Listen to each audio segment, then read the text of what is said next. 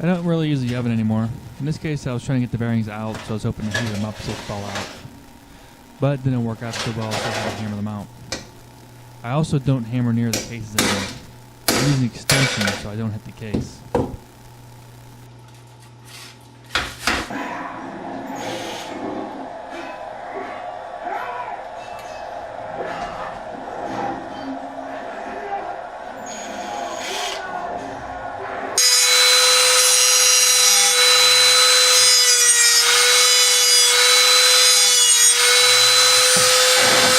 I would not try to Dremel this bearing out anymore. I would try to use a blind hole bearing puller instead.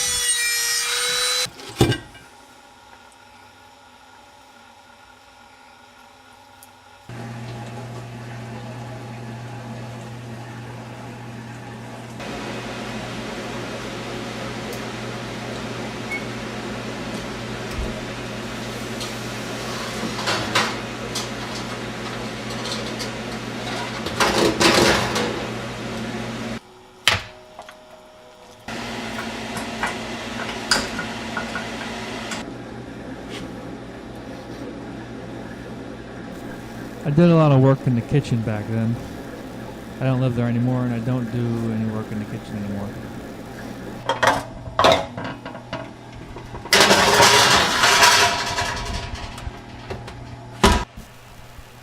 I not only tried to heat up the case to get the bearings out, but also back then.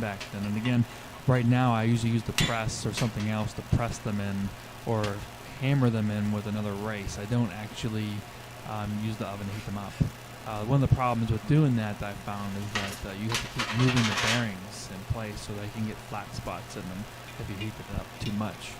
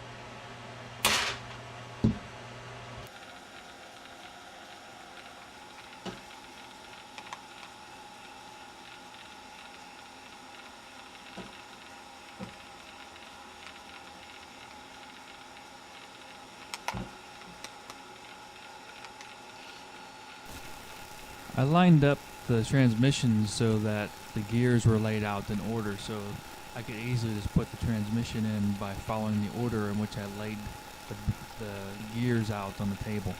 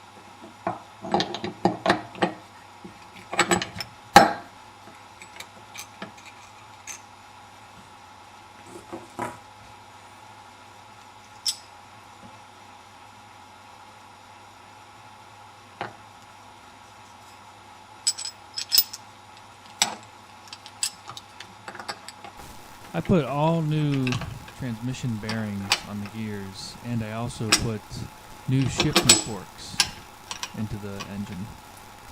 Pretty much replaced most everything that was broken because the engine had incorrect parts in it, It was filled with gunk and sand and stuff like that. It had the wrong parts in it even. Like I said, the clutch was completely incorrect.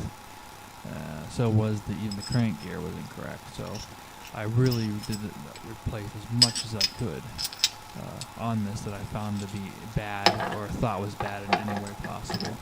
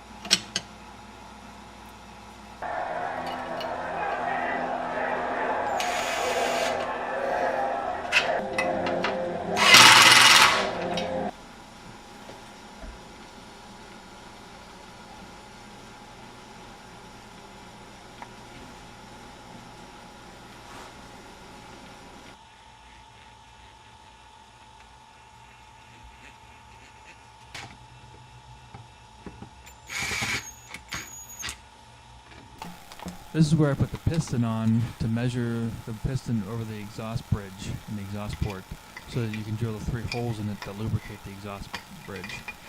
I took it to RB Design to actually drill the holes. This was the first one I had done, so I didn't actually drill it myself, but all the rest of the bikes I have, you can see me drilling the holes in my videos. RB Designs did the bore, and that's why I took it back to them.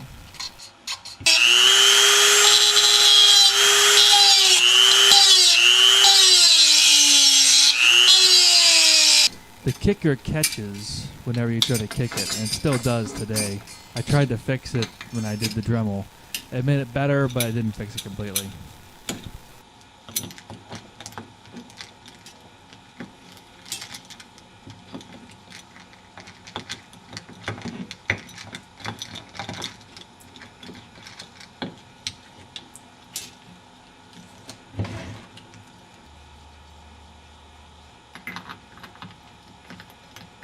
I was greasing up everything back then.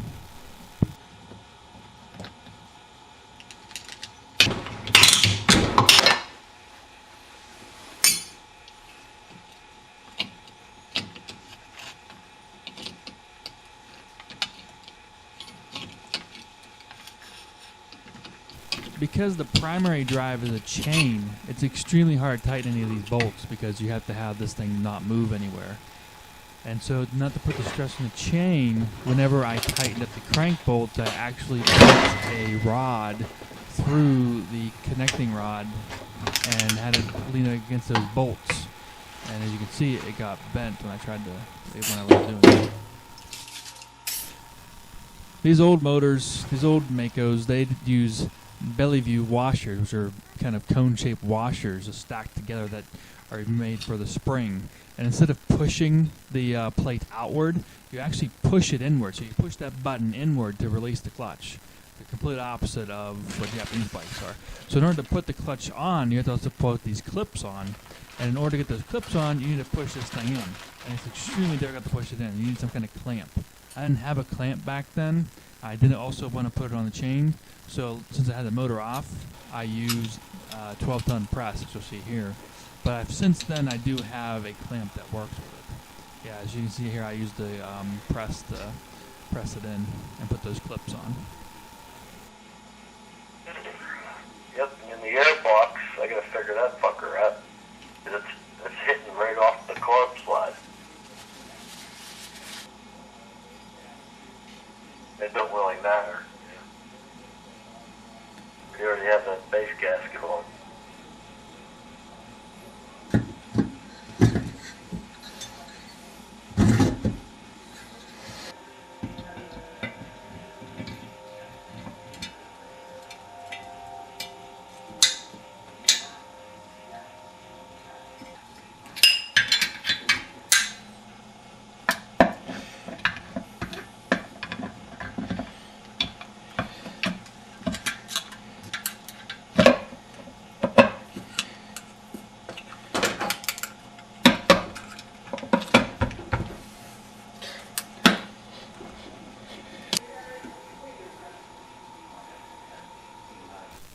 One thing that I did when I put it back together is it came with that ignition on it, which was brand new.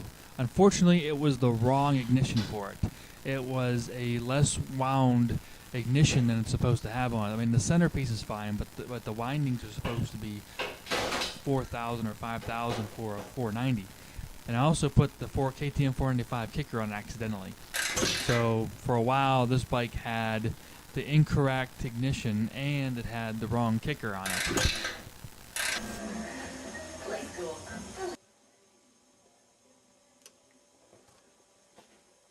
The plastics when I got it weren't in bad shape, so the only thing I did to the frame was I put a new seat cover on it, as you see, and I put on new stickers, which later came off and looked like crap. But that's kind of the only thing I did to the frame. I mean, otherwise the frame was okay.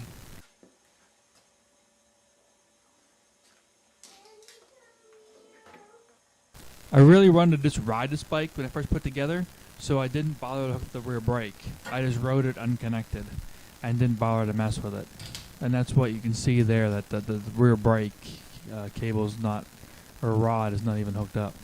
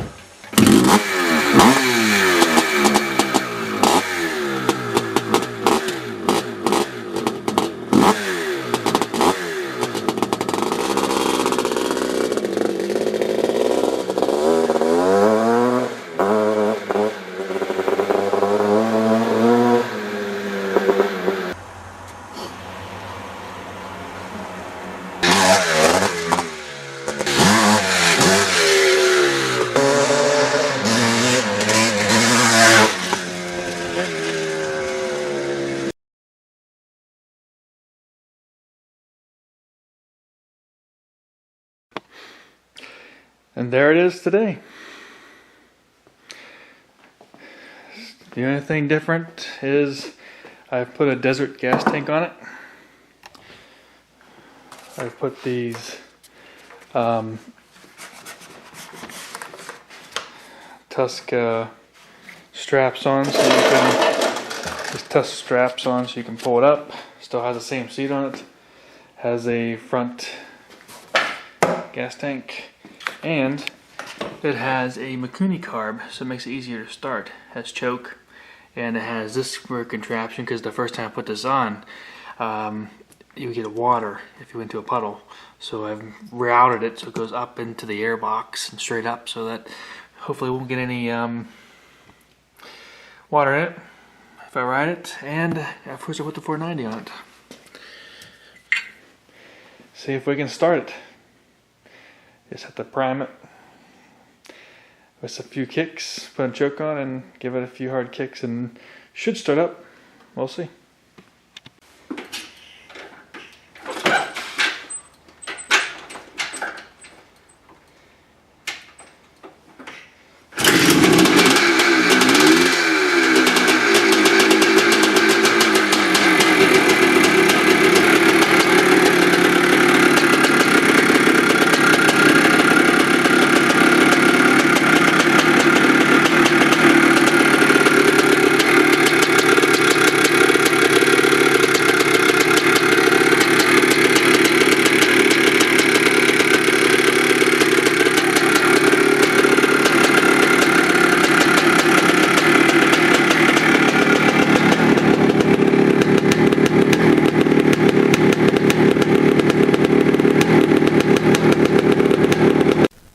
enjoyed this video, please give it a thumbs up. You can also subscribe to my channel for more dirt biking videos like this one. And don't forget, you can leave me a comment below. Thanks for watching.